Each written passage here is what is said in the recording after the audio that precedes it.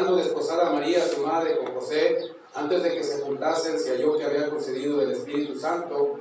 José, su marido, como era justo y no quiso difamarla, quiso dejarla secretamente.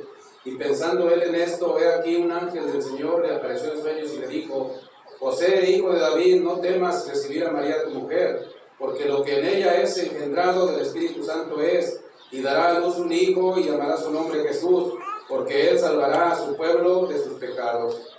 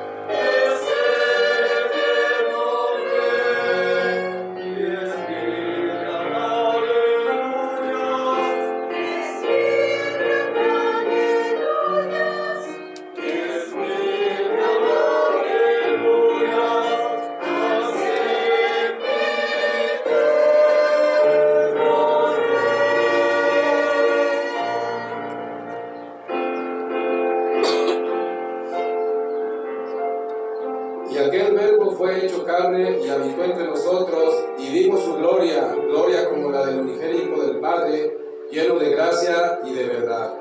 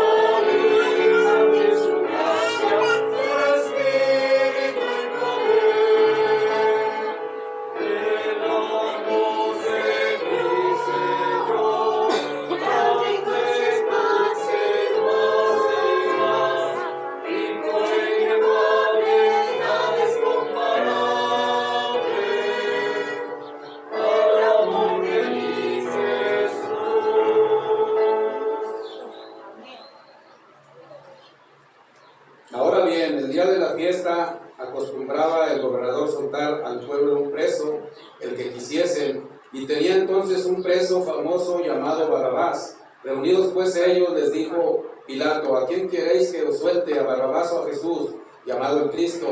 Porque sabía que por envidia le habían entregado. Y estando él sentado en el tribunal, su mujer le mandó decir: no tengas nada que ver con este justo, porque hoy he padecido mucho en sueños por causa de él. Pero los principales sacerdotes y los ancianos persuadieron a la multitud que pidiese a Barrabás y que a Jesús fuese muerto. Y respondió el gobernador, les dijo: ¿a cuál de los dos queréis que os suelte? Ellos dijeron: a Barrabás. Pilato les dijo: ¿qué pues haré con Jesús, el llamado el Cristo? Todos le dijeron: sea crucificado. Y el gobernador les dijo: pues qué mal ha hecho. Pero ellos gritaban aún más, diciendo: sea crucificado.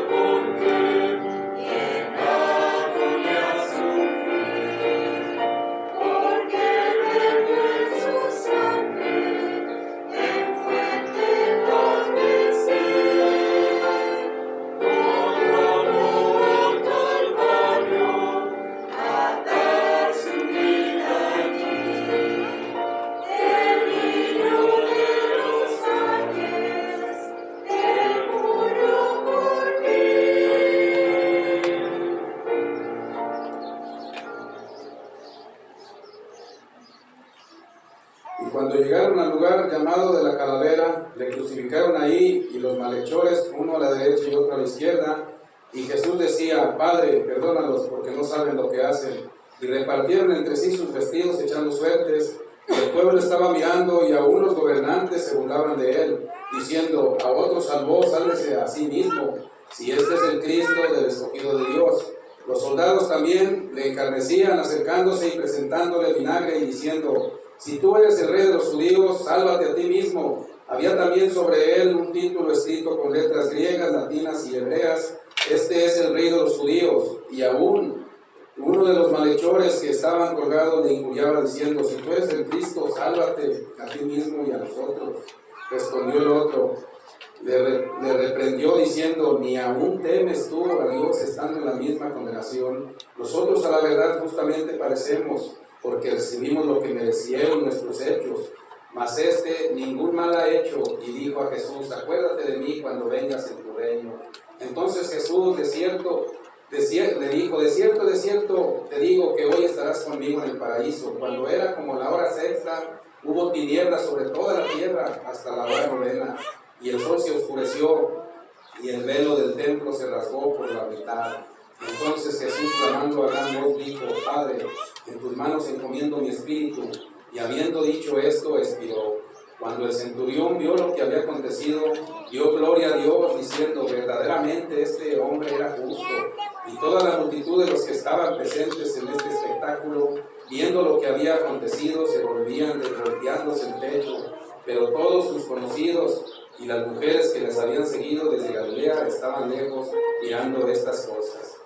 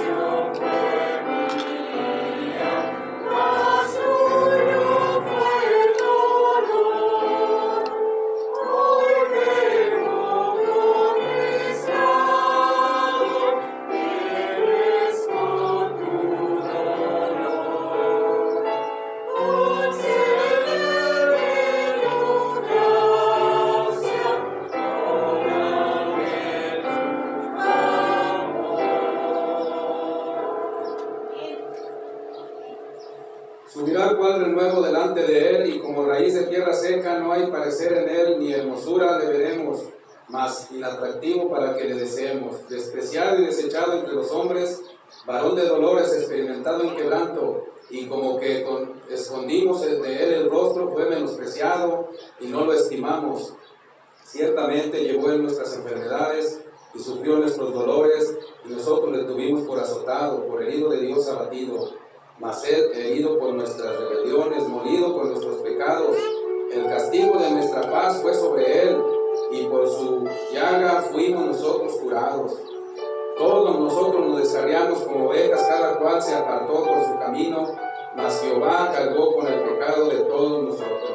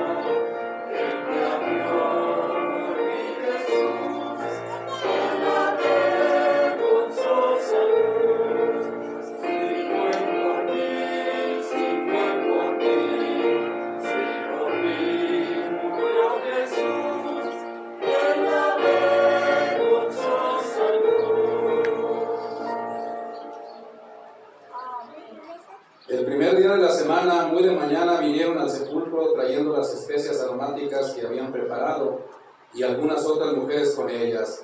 Y hallaron removida la piedra del sepulcro y entrando no hallaron el cuerpo del Señor Jesús. Aconteció que estando ellas perplejas por esto, he aquí se pararon junto a ellas dos varones con vestiduras resplandecientes y como tuvieron temor y bajaron el rostro a tierra, les dijeron: ¿por qué buscáis entre los muertos al que vive? No está aquí, sino que ha resucitado, acordado de lo que os habló cuando aún estaba en Galilea, diciendo: es necesario que el Hijo del Hombre sea entregado en manos de hombres pecadores y que sea crucificado y resucite al tercer día. Entonces ellas se acordaron de sus palabras y volviendo del sepulcro dieron nuevas de todas estas cosas a los 11 y a todos los demás. Eran María Magdalena y Juana y María, madre de Jacobo, y las demás con ellas, quienes dijeron estas cosas a los apóstoles.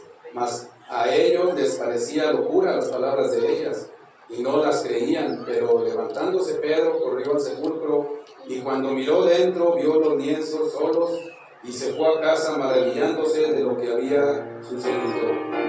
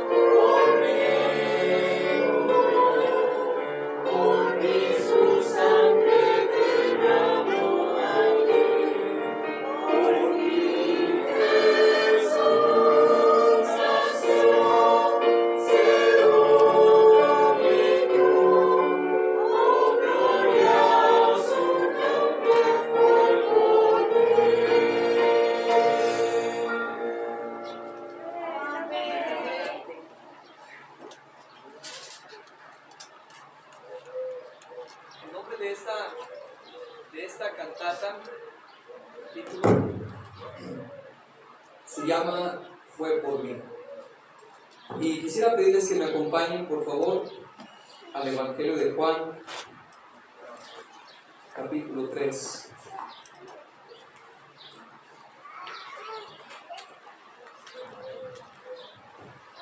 El Evangelio de Juan, capítulo 3.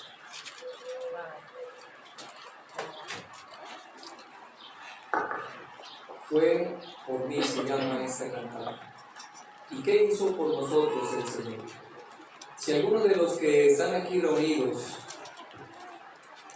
o quizás de los que estarán viendo la transmisión, si no saben todavía la razón por la que Cristo vino a este mundo, la palabra de Dios con claridad lo dice.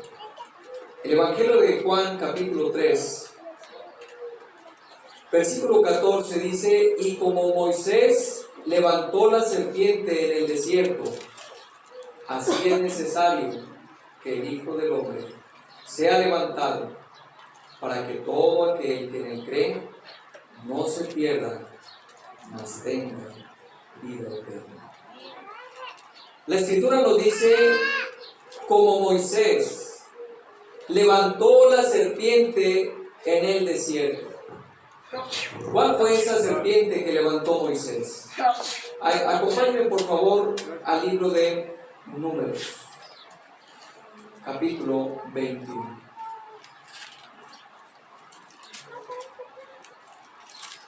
En el libro de Números, capítulo 21, en versículo 4, dice: después partieron del monte de Hor, camino del Mar Rojo, para rodear la tierra de Edom, y se desanimó el pueblo por el camino. Y habló el pueblo contra Dios y contra Moisés: ¿por qué nos hiciste subir de Egipto para que muramos en este desierto? Pues no hay pan ni agua, y nuestra alma tiene fastidio de ese pan tan liviano. Y Jehová envió entre el pueblo serpientes ardientes que mordían al pueblo, y murió mucho pueblo de Israel. Entonces el pueblo vino a Moisés y dijo: hemos pecado por haber hablado contra Jehová y contra ti. Ruega a Jehová que quite de nosotros estas serpientes. Y Moisés oró por el pueblo. Y Jehová dijo a Moisés: hazte una serpiente ardiente y ponla sobre un asta, y cualquiera que fuere mordido y mirare a ella, vivirá. Y Moisés hizo una serpiente de bronce y la puso sobre un asta, y cuando alguna serpiente mordía a alguno, miraba a la serpiente de bronce y vivía. ¿De qué se trata Juan capítulo 3, versículo 14? Diciendo: y como Moisés levantó la serpiente en el desierto, así es necesario que el Hijo del Hombre sea levantado, para que todo aquel que en él cree no se pierda, mas tenga vida eterna. ¿De qué se trata esa serpiente? Aquí en el libro de Números miramos que el pueblo, como en muchas otras ocasiones atrás y adelante, el pueblo se quejaba contra Dios, el pueblo murmuraba, el pueblo decía cosas que no eran agradables ante los ojos de Dios. Y antes que agradecerle a Dios por las obras que Él había hecho por su pueblo, se quejaban. Y cuando hubo una murmuración, Dios levantó serpientes y empezó a perecer muchos del pueblo. Había una tremenda mortandad, gente cayendo, gente agonizando, gente sufriendo fuertemente por la mordedura de esas serpientes. No había otra solución para el pueblo. No había un antídoto, no había un medicamento, no había nada para solucionar el problema que ellos estaban atravesando. Por su culpa, como consecuencia por su pecado, Dios levantó serpientes ardientes que los mordían. Serpientes que estaban atacando al pueblo. Y el pueblo se vio en necesidad. Algo que ellos no podían hacer por sí mismos. Algo que ellos no podían lograr por sus propias fuerzas. Solamente Dios podía darles la salud que ellos necesitaban. Y Dios creó un método. Dios creó una forma para darles salud, para darles sanidad a aquellos que estaban pereciendo por causa de las serpientes. ¿Y cuál fue la solución divina? Dios le dice a su siervo Moisés: haz una serpiente de bronce, ponle un asta, levántala Y toda persona que está pereciendo, toda persona que ha sido mordida por esa serpiente, va a mirarla y va a encontrar la salud que necesita. Si usted se fija, no había otra manera de ser sanado. No había poder humano para levantarse del veneno de esas serpientes. No había forma de poder solucionar por sí mismo o algún otro ser humano que le ayudara. Solamente Dios dio la solución. Solamente Dios dio la respuesta a la necesidad.